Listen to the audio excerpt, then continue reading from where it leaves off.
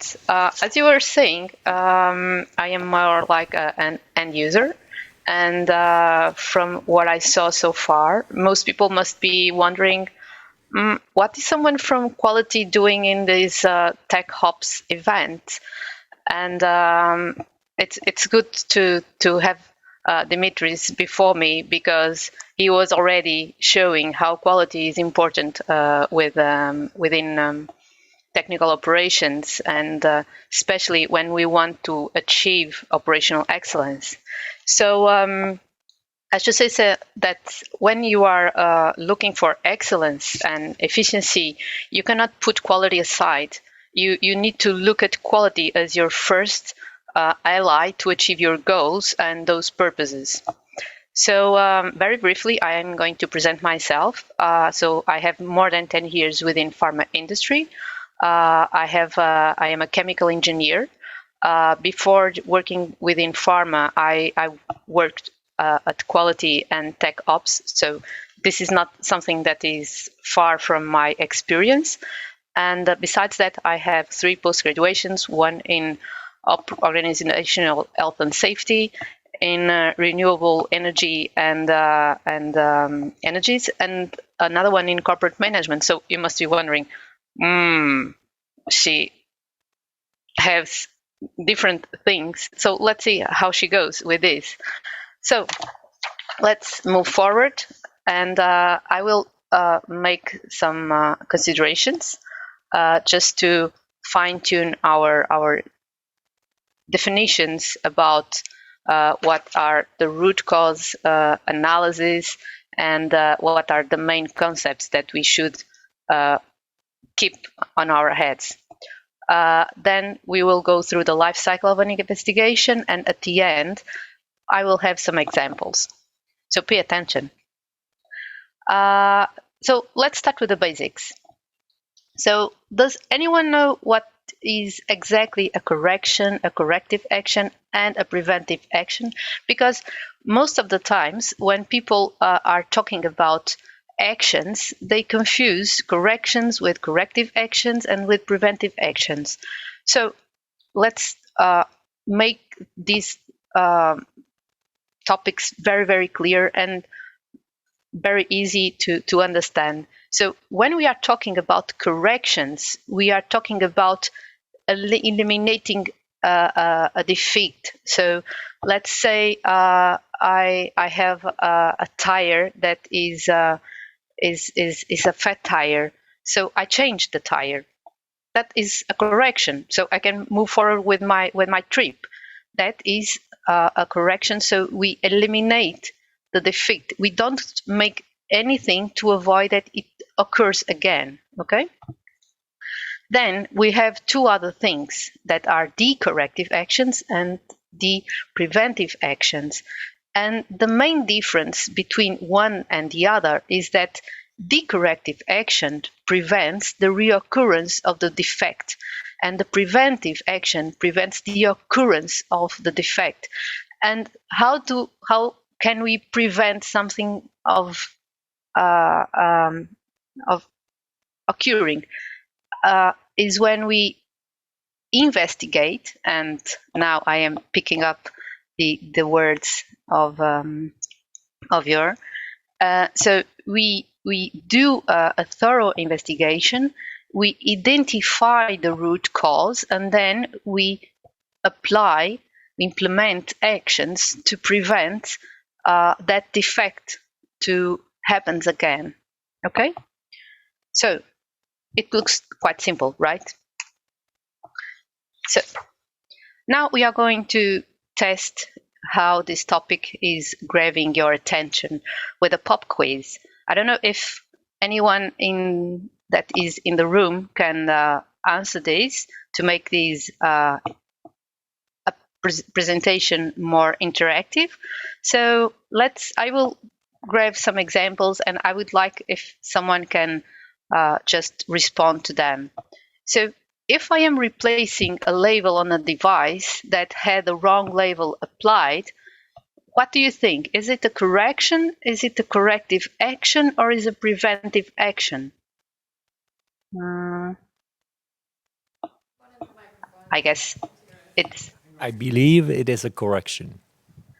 exactly, it is a correction, because we are correcting the issue, but we are not trying to understand why it took place and doing something to prevent it to happening.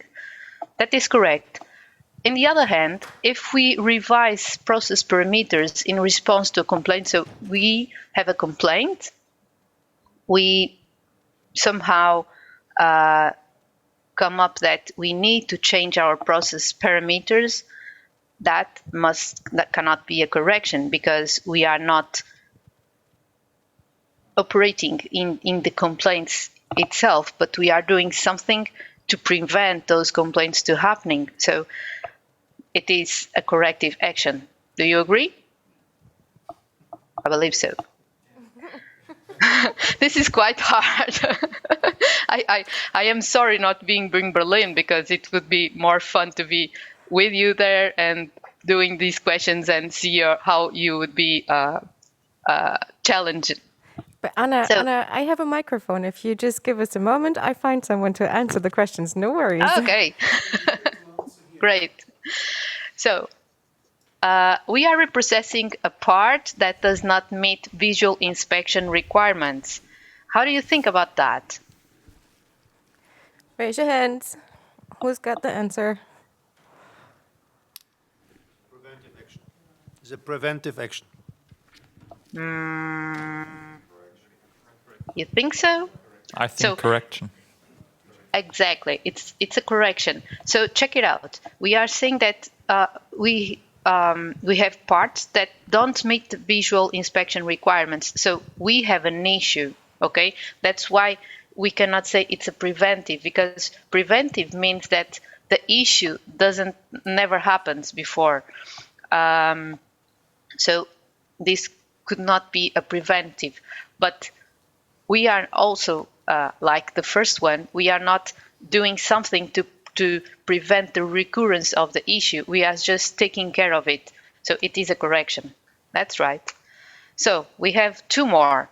So we will going to audit all the vendors of key component after quality issues with only one vendor. Anyone? Preventive action. Correct.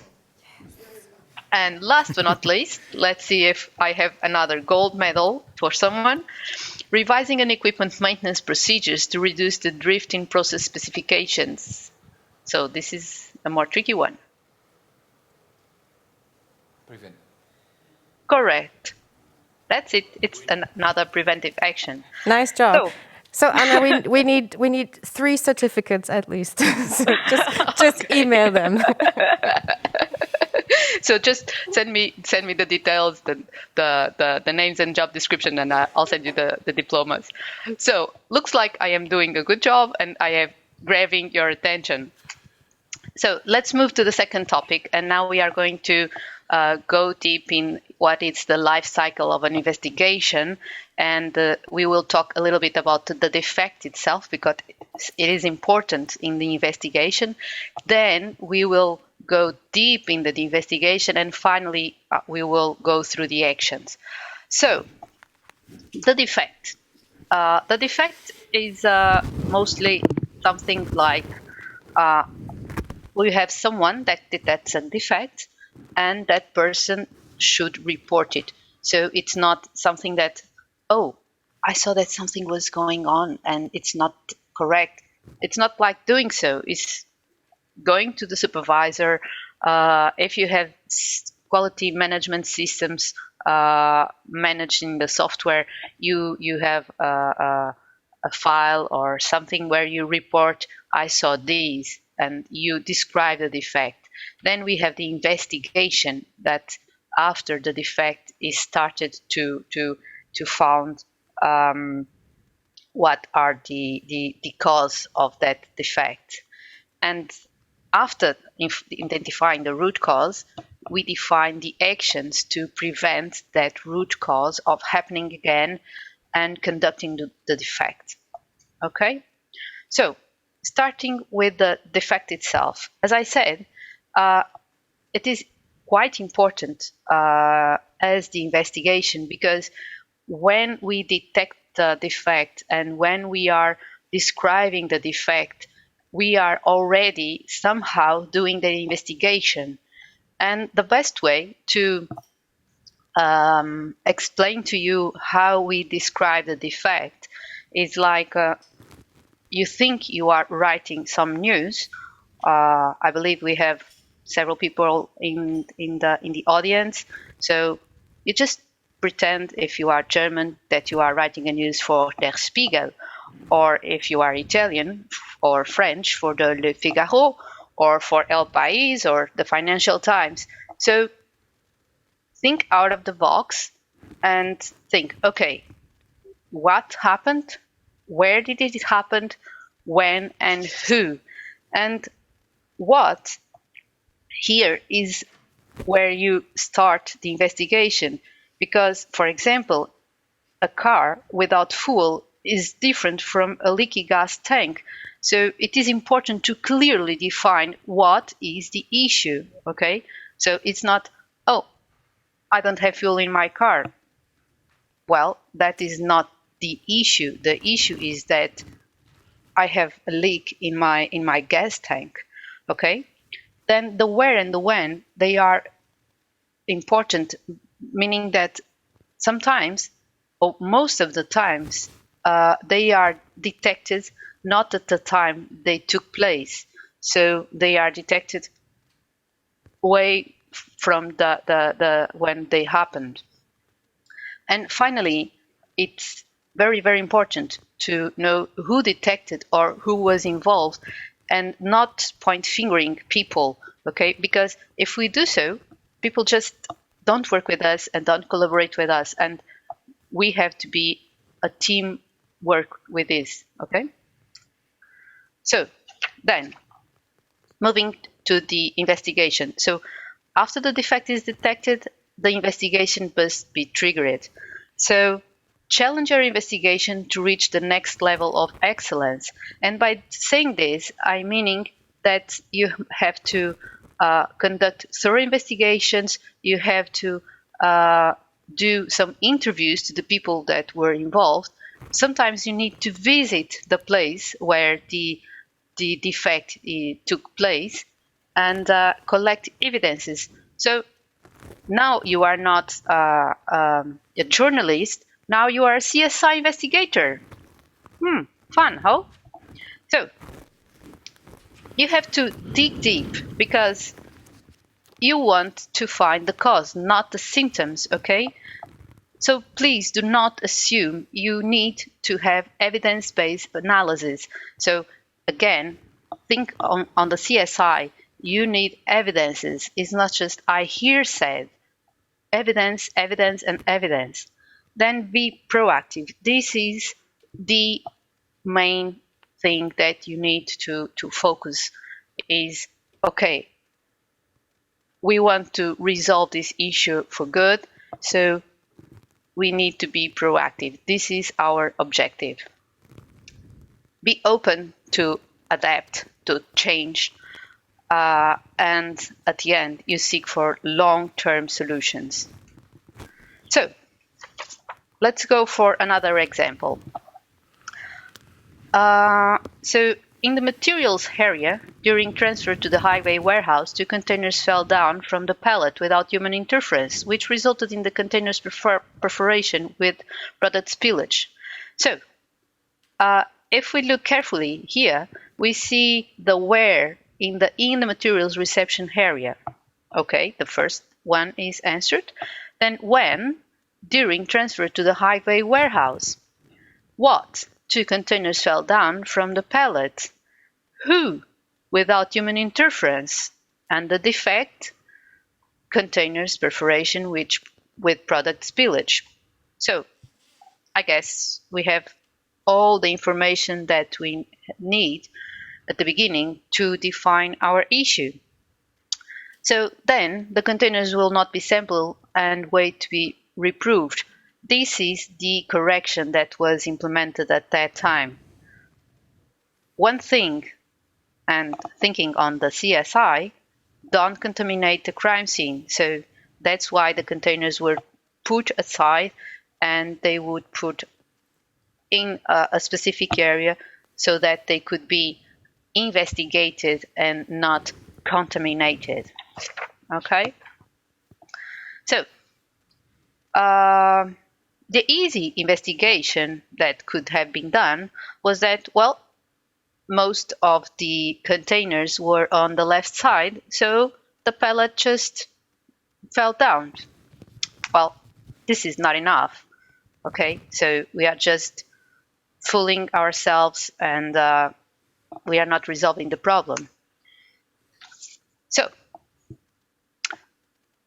we looked at pictures, we made interviews, we dig deep. So what we found out was that, and I will resume what is described here, was that the pellet got stuck on top of the sliding bridge. And that stop resulted in the misalignment of the pellet. Then some collaborators made an adjustment of the sliding bridge, and they just restarted the system. And what happened was that the sliding bridge backed away and no longer supporting the pellet, so the pellet fell down. So this is very briefly what happened with this pellet that fell down. Okay? So we dig deep, we didn't assume, we looked for evidence-based analysis. And by doing so, we just used a technique that is called the 5 whys. And you must be thinking, oh, that's something for kids. Yeah, that's something for kids. And as a matter of fact, doing the 5 whys methodology, we are playing kids because we are doing, but why? Why did this happen? Well, because of this. And why? Because of this, because of that. And why? Because of that, because of so. So this is how we went through. So why did the container fall down? Well, because the pellet was unbalanced. And why was the pellet unbalanced? Because it got stuck. And why did the pellet got stuck? Because it was misaligned. And why was it misaligned? Because the pellet stopped between the mats on the top of the sliding bridge. And why on the top of the sliding bridge? Because the sliding bridge backed away when the cargo was still on.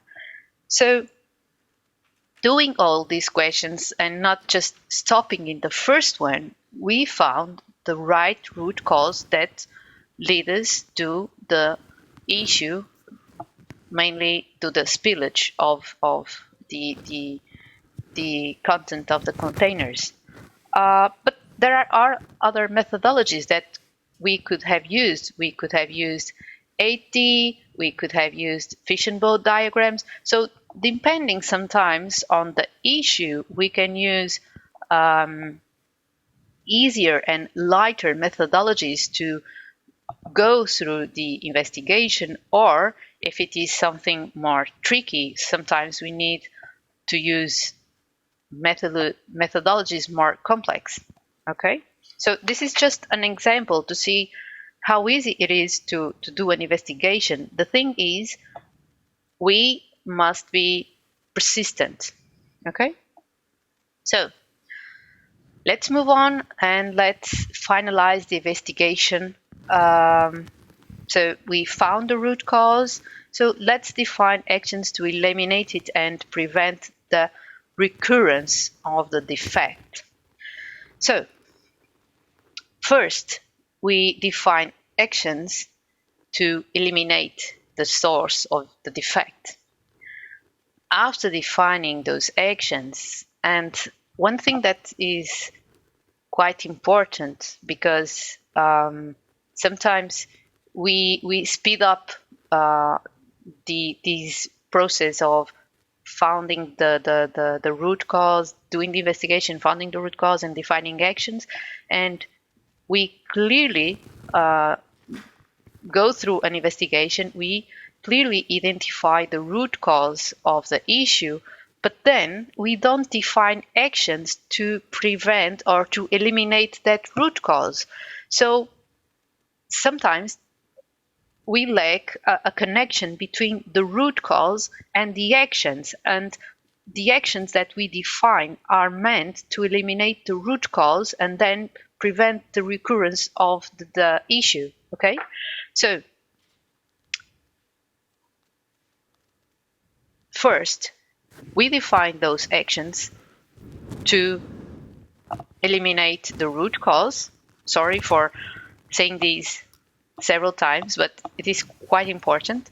Then we implement those actions, and at the end, what is also very important, we evaluate their efficacy, because sometimes at the first time the actions that we implement are not efficient, and we need to implement other actions. And if we don't do this efficacy evaluation, we don't see that those actions were not efficient, and the root cause is not eliminated, and the issue happens again. Okay? So, in summary, if we don't investigate thoroughly and we don't implement the right actions, we don't eliminate the cause, and we only delay the problem. All right. So, in this particular case, what happened was that first we installed a system of cargo detection in the 2 sliding bridges. So with that, we could see if there were or there weren't any cargo on the sliding bridges. And also, we verified the transport functionality and installation, and we installed some alignment guides for the pallets to prevent the jamming. Okay? So with this, we just solve the problem and we prevent it to occur again. So if we didn't do, we didn't dig deep, what we were going to do, we were going to check the cargo balancing the pallets before putting them in a mat, and that wouldn't resolve anything. So, are you ready for another pop quiz? Yep. Yes. So, good. So let's see. What is the goal of a corrective action? Is to immediately correct the defect, to delay the defect, or to eliminate the cause of the defect? Number 3. Anyone else? Okay. So the ticket is going to the number 3.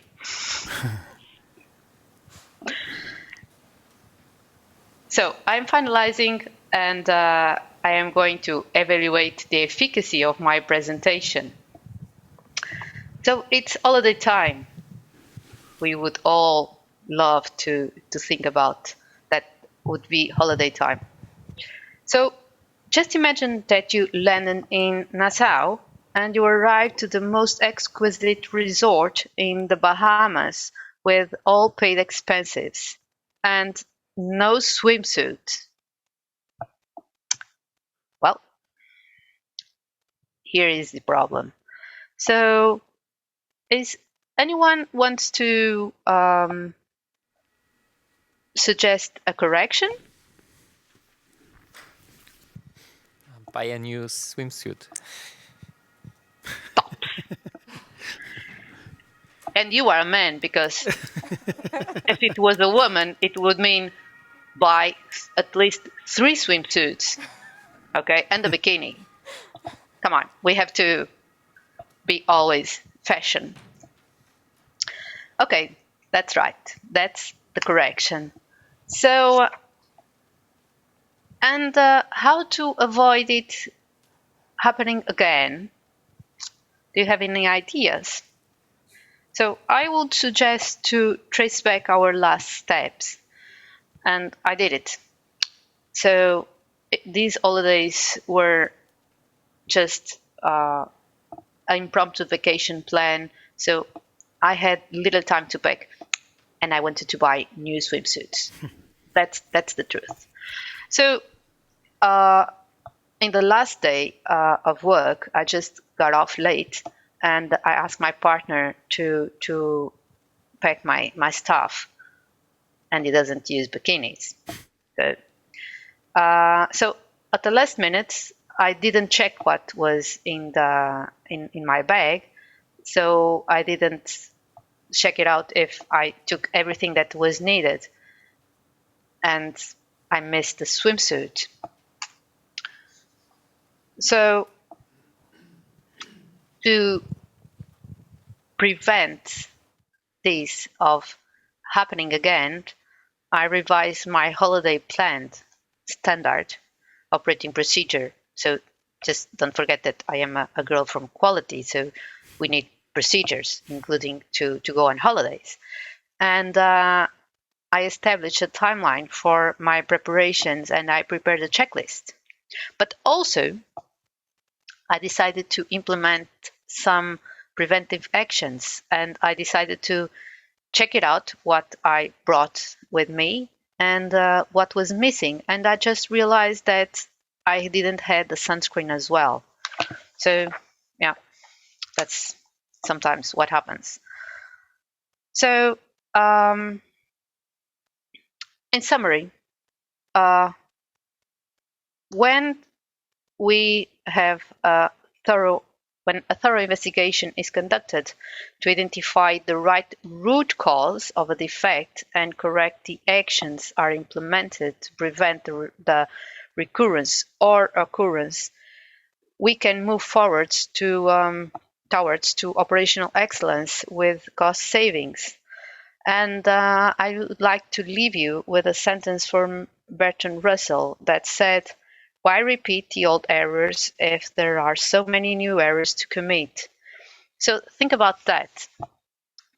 When you dig deep, when you do a thorough investigation and you find the real root cause that led to an issue, you are moving towards the operational excellence. So thank you very much. I don't know if you have any kind of questions, something that I can help you with. Yeah, there is a question. Yeah, I have one let's say, simple question. So you presented in your approach the 5 whys. Mm-hmm. Why 5? Well, why 5? Well, it could be sometimes it's difficult to go until the D5. Okay, sometimes at the third why we just cannot go deeper than the third, and sometimes the fifth is not enough and we need to go to the 6 or to the 7. The 5 is just like some magic number saying, okay, don't stop until you have all the answers, because most of the times when we are doing an investigation, what happens is that we have very, very little time to go digging deep. So we have people just saying, hey, I do it quickly because I need to start doing something with that and I need you to finalize the investigation. So we are stressed to do it fast. And the first thing that comes up is, well, the operator lacked training. So we just write, well, the issue is that the operator lacked training and the action will be retrain the operator, looking like that we are hiring stupid people. So we need to challenge us not to stop in the first. That's why the technique, it's called D5 whys, just to challenge and to make people to go deeper. Okay? Good, Anna. That was the last question. Thank you so much for your insight here. And I think your approach is also great because you can use all people in your organization, right? Because this seems to be very easy, straightforward, programmatic approach. And I think this is important as well if you talk about organization, that people who are maybe not really high educated and have all this experience can also participate in your approach, which I think is great, the way you have implemented this. So thank you for sharing this with us. Thank you. Okay. It was my pleasure. Good. Obrigada. Gracias. Merci. Grazie mille. Danke. Thank you. Thanks. Bye-bye.